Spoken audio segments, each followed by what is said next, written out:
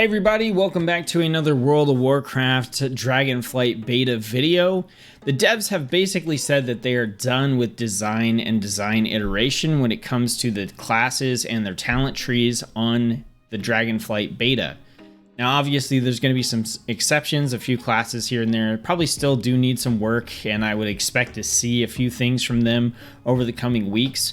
But for the vast majority of the classes, we're at the point now where we're unlikely to see a bunch of brand new talents added or talents taken away. What we are likely to see is maybe talents being shuffled in position, or maybe new links being made between different talents. And we're definitely going to see tuning and balance adjustments, since that's what they're moving on to focus on. You know, we don't have too much time left before we're going to have the pre-patch, and then we're going to have the actual launch of Dragonflight. We don't have an official release date yet, but they said before the end of the year, and it's already almost October, so you figure we gotta have a month for pre-patch, and then, you know, good to go. So we're coming up on it pretty quick here, but what this means is that for any class that looks like it's in a pretty good spot, or that the devs have stated they feel like is in a good place, we can start actually looking at finalizing some builds that we're going to be using when Dragonflight and the pre-patch actually do come out. Now, my goal initially when all this happens is to do beginner's guides for people that are level 60 to help them get to level 70. So these are going to be casual talent builds focused on solo play, questing, and leveling, which means we are going to be taking a lot of like utility abilities, sustain in the open world. We're going to be passing up a lot of abilities that are good for dungeons, mythic plus, and raiding, because that's not the focus of the build. And that's the great thing about talent builds, is you can have more than one for different reasons. So that's what we're going to be doing. That's what I'm going to be focused on, is getting a talent build out for all the specializations to help you with questing and leveling. So what I want to do, starting with this video and moving into future videos, is I want to highlight a area in the creation of these guides that I want your feedback on. So what I want to do is kind of demo what I would do for the guide and have the opportunity to get targeted feedback from you guys on that specific aspect of it. And then this is a great opportunity for you guys to help me shape the way these guides are going to look when they do come out. Now, for something like the beginner's guides, I have a couple of options. I can either do like a heavy investment and make it like a big, huge thing, or I can do kind of like a quicker guide where it's just like, hey, this is how you play this build, go quest. So I have like those sort of open world questing guides that I did here on the channel originally. So I'm interested if you guys would rather have like something quick and easy that you can just get into when the pre-patch opens up. You can go, all right, this is my build set, just show me how to play it, and now I can go out and I can just, you know, practice it, and then when Dragonflight comes out, I'll be good to go and I can continue on. Or would you rather, you know, me put a lot more effort into making these initial guides very in-depth so that you can kind of boot up and get acquainted with everything, maybe make your own build or use the build that I showcase. I'm partial to leaning towards that, hey guys, this is the build I'm presenting. You could take it out and go level with it. I guarantee you it's going to work. It's going to be, you know, smooth, easy. It's going to be buttery, and it's going to get you to level 70. And then kind of moving on into the deeper stuff once we kind of get a ways into the expansion.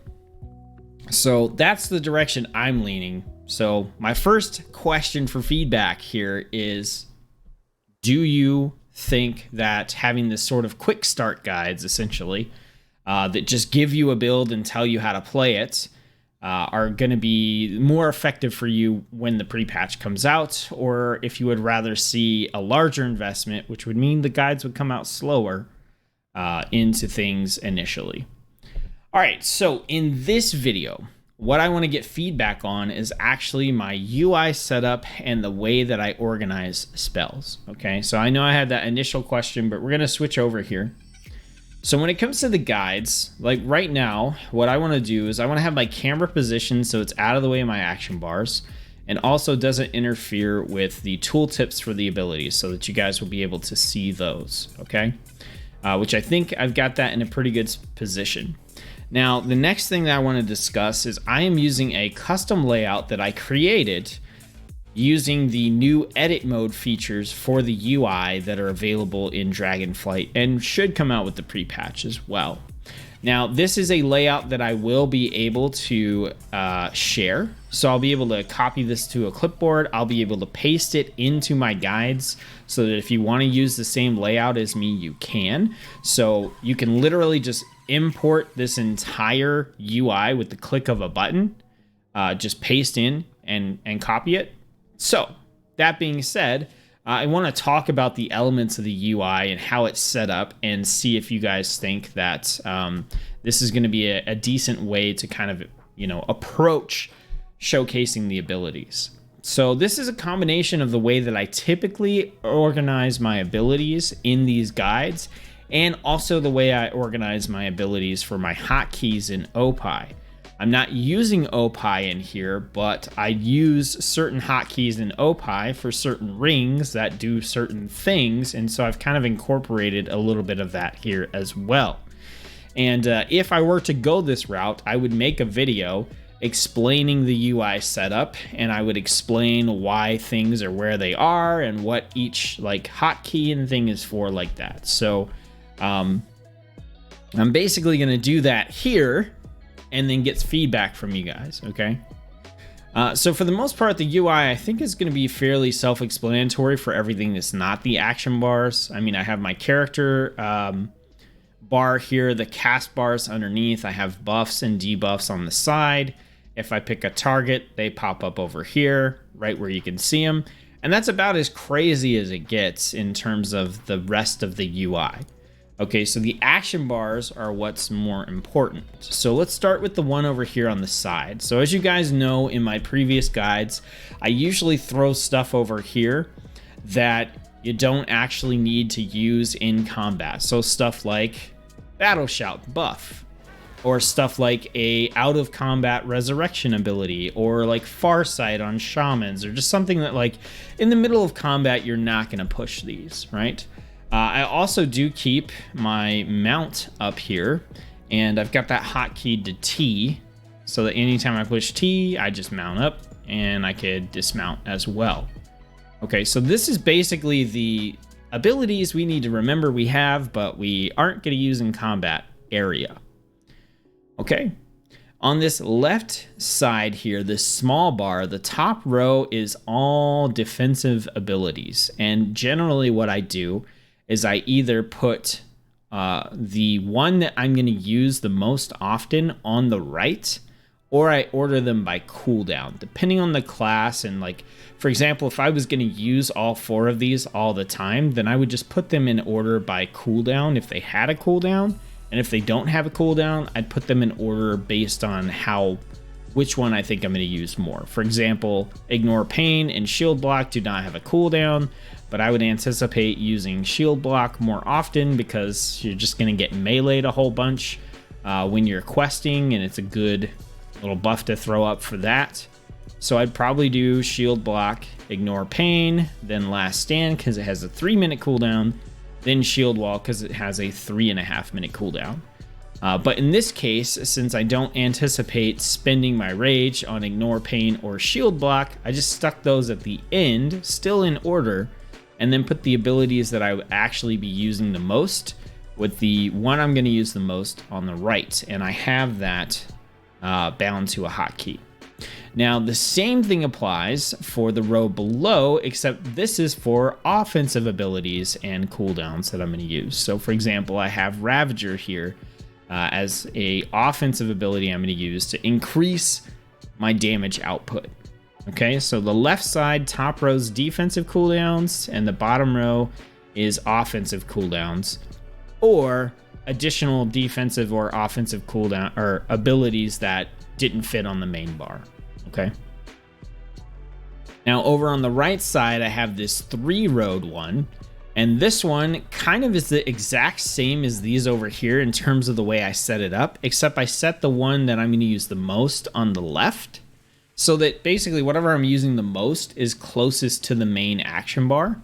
And the top row is for mobility abilities. So anything that lets me increase my speed, anything like a leap or a charge or a blink or anything like that goes on the top row. The middle row are crowd control abilities, so stuns, slows, fears, snares, all that kind of stuff goes in the middle row. And then the bottom row is for random utility abilities that I might want to use. So we're talking about, in this case, Berserker's Rage is going to remove CC. We have like Throw Glaive, which lets me throw a weapon and pull a target. Like that's not part of my core rotation, but it's ability I might want to use in combat. So it goes into this section. Okay. So again, defensive cooldowns and abilities that don't fit on the main bar, offensive ones, mobility, crowd control, and utility. Okay, so that's how I have these bars set up. Now on the main bar, here's basically what I have. The bottom row is essentially my OPI ring hotkeys. Okay. So the way I set this up is my W ability is the ability that I typically will spam the most often, or I want to hit every time it's up that doesn't have a long cooldown. In this case, for this build, it's going to be Shield Slam.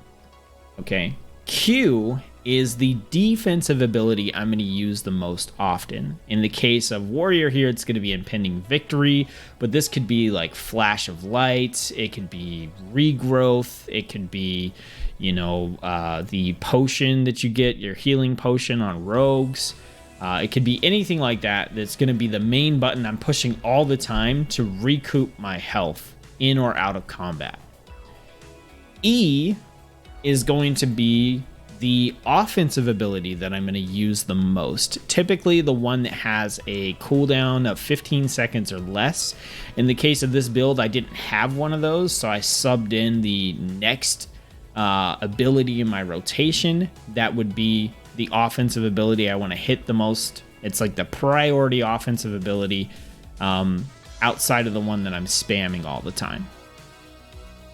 R is the mobility ability that I want to use the most. So in the case of the Warrior here, it's going to be Charge. Okay, but this could be like Roll if you're on a Monk. It could be Blink if you're on a Mage. But essentially, I want to be able to hit a mobility move ability as fast as I can. And then F is going to be the crowd control ability that I use the most often, which on almost every class except for Priest is going to be an interrupt. So usually my interrupt is on F.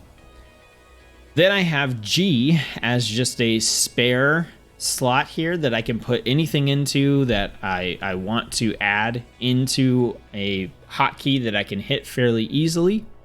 And then the top row is the rest of my core rotation and abilities that I want to use. So essentially you can look at it this way. I'm going to spam W most of the time, but the rest of my rotation is going to be 1 through 6 if I have that many abilities. Okay. And so that's the way this is laid out. So defense, offense. Well, let's look at it this way, right? So Q is my defense, and then this whole row is my defensive row. And I have Last Stand on Shift Q. So my next priority, the next defensive ability I'm going to use the most is on Shift Q. And my normal one's on Q. The hotkeys here don't really matter. Okay, I'm just saying what they are so you can look at them and reference them because they have the lettering on them. Okay, then E is going to be my offensive ability I use the most often. And then this bottom row here is going to be the rest of my offensive abilities, with Shift E being the one that I use the most. I have my utility or my mobility ability here on R, and then the top row is going to be the rest of my mobility abilities, and I have that on Shift R. F is going to be my crowd control ability, typically my interrupt, and this whole row is the rest of my crowd control abilities. I have a row for random utility abilities, and then everything on this top row here is part of my core rotation.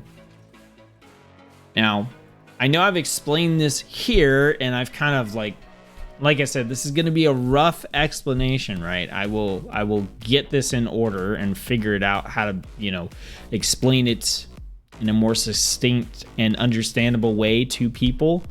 But what I want to know for this video, oh, and don't forget this action bar over here is the, you know, out of combat one. For this video is, does the layout of the action bars here, do you think this will make sense and be easy to read as part of the beginner's guide? So basically, you know, you'll know if I pushed a button in this row, it's because it provides me with some sort of defense, right? Or if I pushed a button in this middle row, it's because it's some sort of crowd control ability. And then if you're able to follow as well, looking at this, you can go, oh, okay, so impending victory is the sustain, the healing, survivability ability I'm going to use the most. Like revenge is going to be the offensive ability I'm going to use the most. Charge is my main mobility ability. Pummel is my interrupt CC ability. Like, does this read fairly well, assuming you've watched a video that would explain it to you and make it make sense? My second question is, do you think that I should talk about my keybinds and how they're set up? Do you think that I should do that in conjunction with explaining the action bars, or should it be its own separate video? Okay. So that's what I want to know from this video. So a couple of things. I'm going to run through the questions one more time. Would you rather have like a quick start guide that just says, hey, this is the build, this is how you play it, and all right, go? And then later on, we'll do more videos that actually go into depth and explain everything in detail and all that kind of stuff? Or would you rather have those sort of in-depth videos right away, understanding that if I do those, it's going to significantly decrease how fast I can put up a video for each spec, right? So if I'm doing a quick start guide, that's essentially equivalent to like one video. If I'm going to do the in-depth stuff, that's probably, in terms of work, equivalent to like 4 to 6 videos, right? So if I do the in-depth, you can expect like one of those to come out a week.